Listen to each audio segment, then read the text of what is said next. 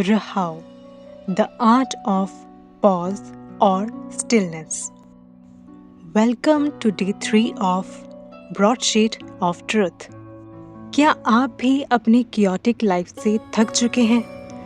तो एक बार ये ज़रूर सुने।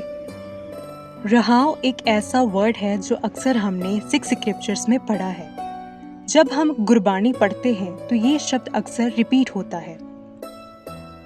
इस शब्द को ना तो हमने कभी समझने की कोशिश की है, ना ही कभी विचारा है और ना ही लाइफ में इसकी इम्पोर्टेंस समझी है। रहाव का अर्थ होता है ठहराव, पॉज एंड रिफ्लेक्ट।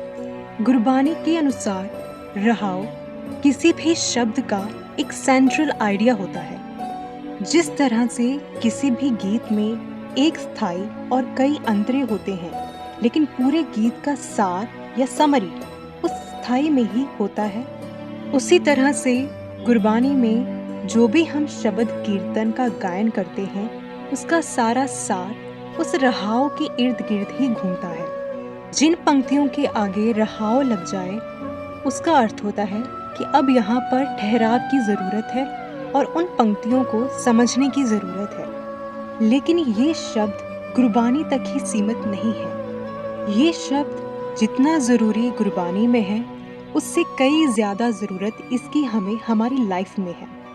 हर किसी की लाइफ में एक वक्त आता है जब हमें भी अपनी लाइफ में ठहराव की ज़रूरत होती है। इस भाग दौड़ वाली ज़िंदगी में जब हर चीज़ फ्रस्ट्रेटेड, इरिटेटेड या आउट ऑफ कंट्रोल होने लग जाती है, तो अक्सर लोग डिप्रेशन, एंजाइटी, स्ट्रेस में अपने अस्तित्व को खो बैठते हैं। लेकिन वो भूल जाते हैं कि हमारे पास एक ऐसी शक्ति है जो केवल एक ठहराव में ही रहकर हमें प्राप्त हो सकती है। उस वक्त वो एक पल के ठहराव में ही बहुत से सवालों के जवाब छुपे होते हैं। ज़रूरत है तो सिर्फ उस चुप को सुनने की। रहाव हमें एक मौका देता है कि हम अपनी जिंदगी को इत्मीनान से देखें और समझें। क्या सही है, क्या गलत है, सोच विचार करके ही आगे बढ़ें।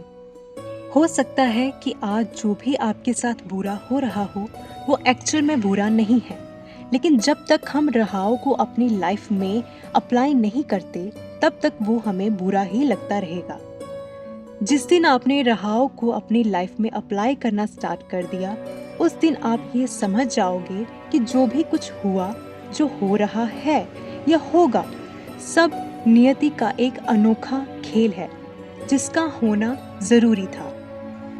उसी ठहराव की आवाज़ सुनकर आप अपने हायर लेवल में प्रवेश कर सकते हैं। जो ब्रह्मांड ने आपके लिए रच रखा है, वो बहुत अच्छा और कई ज़्यादा बेहतर होगा। इसलिए किसी भी चीज़ के पीछे भागने की ज़रूरत नहीं है। जो आपका है वो उस ठहराव में भी आपको मिलकर ही रहेगा।